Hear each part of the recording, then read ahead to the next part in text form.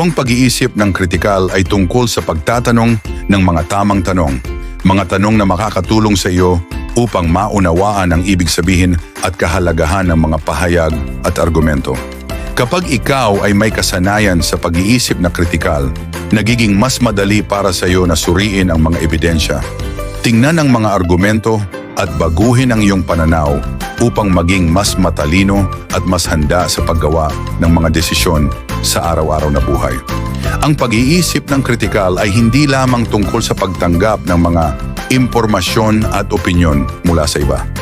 Ito ay nangangahulugang kailangan mong huminto, sandali, mag-isip at tingnan ang lahat ng aspeto ng isang sitwasyon bago magdesisyon o magbigay ng opinyon.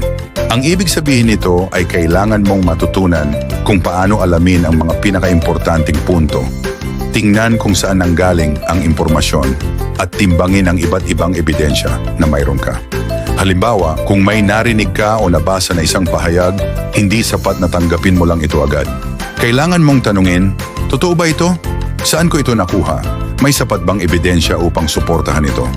Parang isang judge at hurado sa isang korte, kailangan mong magsuri at mag-isip bago ka gumawa ng desisyon. Isa sa mga pinakamahalagang bagay na dapat tandaan ay hindi lahat ng mga tanong o opinyon ay may layunin na maghanap ng mali o mag-criticize lang. Ang pag-iisip ng kritikal ay hindi tungkol sa pagiging palaging mapanuri at paghahanap ng pagkakamali sa ibang tao. Hindi ito simpleng pagsabing mali ang isang bagay o tao. Ang totoong critical thinking ay nangangahulugang pagiging malikhain, mapanuri, at handang magbago. Hindi sapat na makakita lang tayo ng mga mali.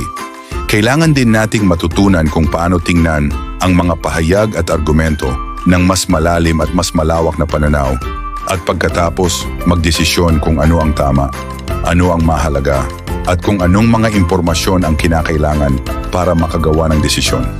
Ang pag-iisip na kritikal ay hindi lang nakatutok sa ibang tao. Mahalaga din ito para sa sarili. Kapag ikaw ay natutong mag-isip ng kritikal, matutulungan ka nitong maging mas tiwala sa iyong mga sariling opinyon at desisyon. Madalas, mahirap tumayo sa sarili mong pananaw, lalo na kapag ang mga opinyon ng iyong pamilya o mga kaibigan ay iba sa iyo. Mahirap mag-isip para sa iyong sarili kapag may mga paniniwala na nakakabit sa iyo mula pa sa pagkabata. Pero kung matututo kang mag-isip ng kritikal, matutulungan ka nitong maging mas maligaya at mas kumpiyansa sa iyong mga desisyon. Hindi mo na kailangang sundin ang iba dahil alam mo kung paano gumamit ng mga tamang kasanayan sa pag-iisip upang makapagdesisyon ng tama para sa iyo. Ang pag-iisip ng kritikal ay hindi lang tungkol sa pagsusuri at paghusga ng mga argumento. Mayroon ding bahagi ng excitement at saya sa pagtuklas ng mga ideya. Ang paggawa ng mga tanong at pagsusuri ng mga sagot ay isang uri ng pagkatuto at pagtuklas ng mga bagay na hindi mo pa alam. Ang pag-iisip na kritikal ay nakakatulong sa iyong matutunan ang pagkakaiba ng tama at mali, kung ano ang makatarungan at kung ano ang hindi. Ang mga teknik na ito ay makakatulong sa iyo upang maging isang mas malinaw at mas mahusay na mag-isip na tao. Habang natututo kang mag-isip ng kritikal, mas magiging handa ka sa pagtanggap ng bagong kaalaman at mas magiging bukas sa mga bagong ideya. Sa bawat pagkakataon na ginagamit mo ang mga kasanayan sa pag-iisip na kritikal, mas madali kang makakakita ng mga solusyon sa mga problema at mas magaan ang paggawa ng mga desisyon. Hindi lang ito makakatulong sa iyong pag-aaral, kundi pati na rin sa iyong buhay sa pang-araw-araw, sa trabaho at sa mga relasyon mo sa ibang tao.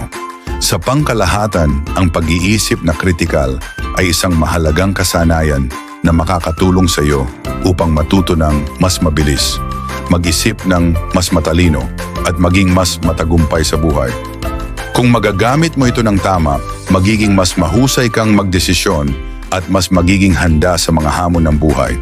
Kaya't magsimula na ngayon at turuan ang sarili na mag-isip ng kritikal at makikita mo kung paano magbabago ang iyong pananaw at magiging mas makulay at mas matagumpay ang iyong buhay.